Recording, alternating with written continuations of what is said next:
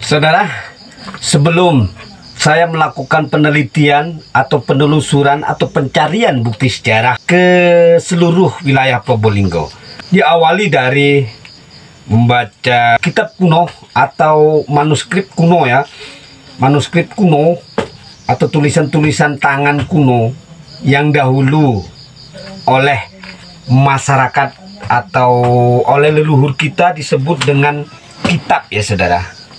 Jadi sebelum saya melakukan penelitian, penelusuran, pencarian bukti sejarah yang ada di Probolinggo, diawali dari ini.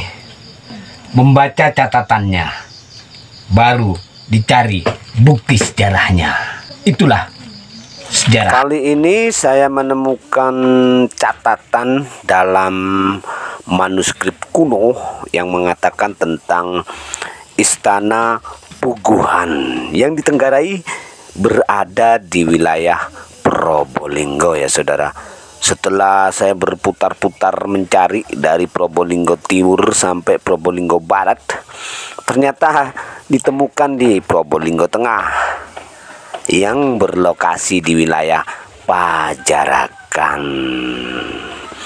Jadi di sini ada ditemukan bukti sejarah atau bangunan istana yang masih terawat dengan rapi walaupun sudah kuno ya saudara.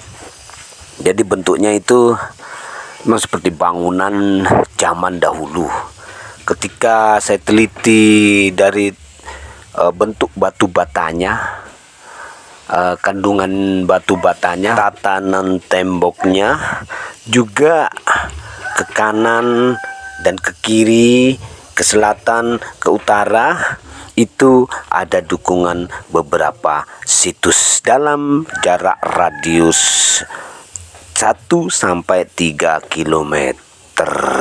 Jadi dapat ditentukan bahwasanya bangunan istana ini dibangun pada tahun berapa sesuai dengan catatan yang ada pada kitab Pararaton, juga keterangan dari buku-buku kolonial yang dikarang oleh Tom Pires dan lain-lain ya saudara. Di sini saya menemukan beberapa nama yang pernah memimpin kerajaan Puguhan.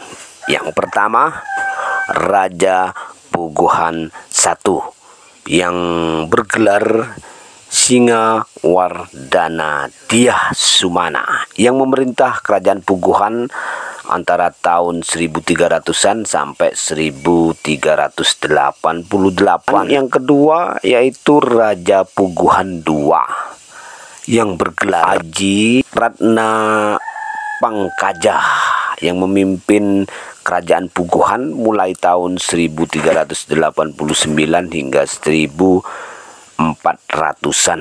Yang ketiga yaitu Raja Puguhan III yang bergelar sebagai Sri Pura Paramasora yang memimpin kerajaan Puguhan antara tahun 1400 hingga tahun 1440.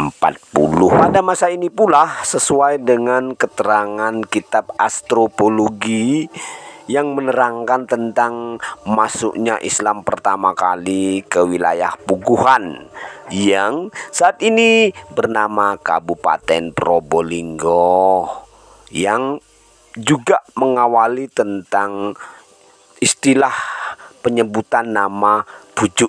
Nah, kemudian Islam berkembang di wilayah ini mulai dari dalam istana hingga menyebar kepada masyarakat luas dari desa per desa. Yang pada saat itu wilayah Puguhan ini ada sekitar 14 sampai 16 desa ya saudara. Jadi mulai dari dalam istana menyebarlah Islam ke seluruh Probolinggo. Nah ini merupakan sebuah makam atau 3 buah makam.